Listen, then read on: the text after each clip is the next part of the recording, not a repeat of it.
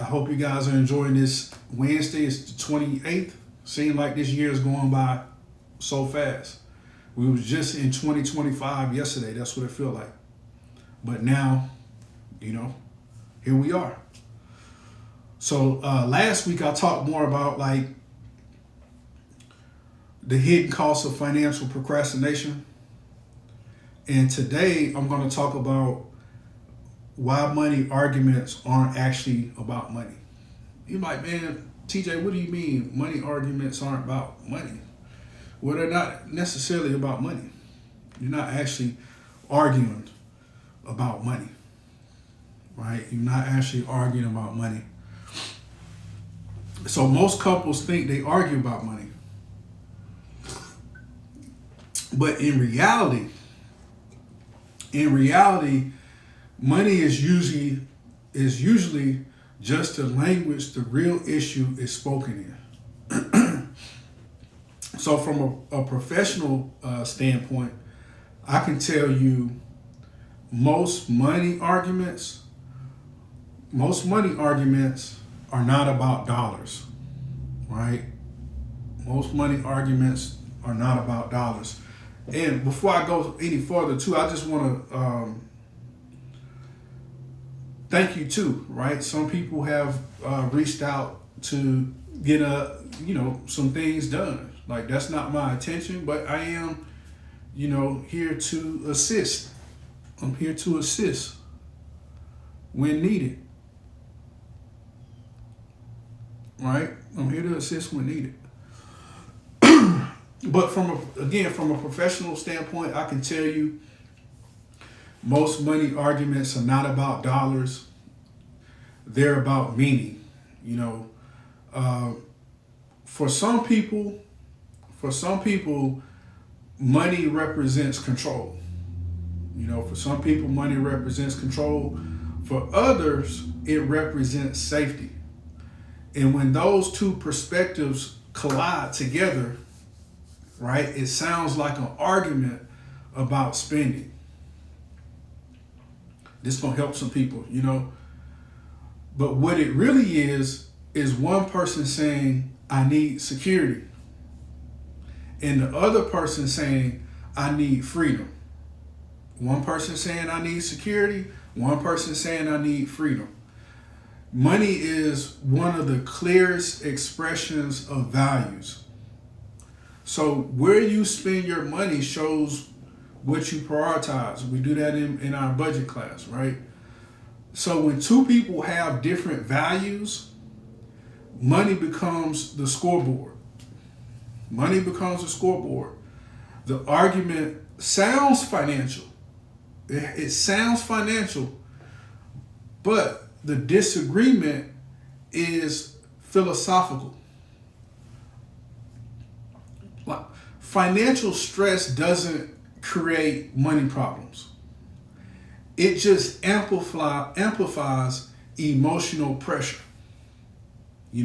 Fear, uncertainty, and lack of clarity show up as short tempers and hard conversations.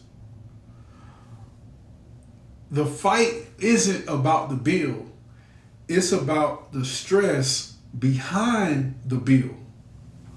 So from a planning perspective, clarity reduces conflict. So when people have a clear plan, clear protection and clear expectations, money arguments, they tend to go down. Not because people change, but because uncertainty did. Right? People didn't necessarily change, but the uncertainty did. And I see a lot of times when, I'm working with clients, especially if, I'm working with married couples, right? It's about ironing out that process. Because if you can iron out that process, it's going to change a lot of things for you in the financial world in terms of doing the things that you need to do and taking advantage of the systems together as one in the financial part of your life. Okay? So if you're arguing, if you're having arguments about money, the best question isn't who's right. That's not the best question.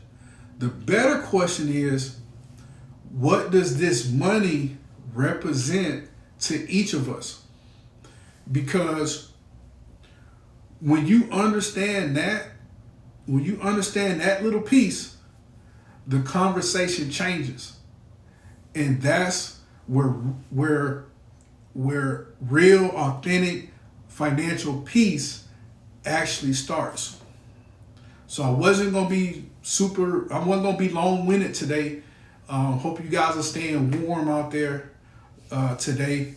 But I appreciate the questions. I appreciate you guys reaching out. I'm gonna continue, God willing, I'm gonna continue to put these stories out on Wednesday. So on Wednesday I got a story coming for you. I advise, if it's information that you like, man, it's not gonna be long. Grab a sheet of paper, take some notes on it, and just file it away. But I plan on putting these Facebook stories out every Wednesday, so just look forward to them. Also, you can go check out my YouTube page where I have more content on there in terms of finances. Go check out Big Preemie on YouTube to get some of those videos. And thank you guys for tuning in. Enjoy the rest of your week. Enjoy it. Let's close this month off, man. Got a couple days with the month in. But get some of those things, if you haven't, get some of those things in order. It's not too late. Get some of those things in order in your finances going into the rest of the year. We're going to February. It's 11 months left. And I know there's some things that you guys want to do. And I know some things I want to get done too, financially as well, going into the rest of 2026. So thank you guys for tuning in, man. I'm going to sign off. I would play some music for y'all, but hey, we got work to do. We got to get back to work.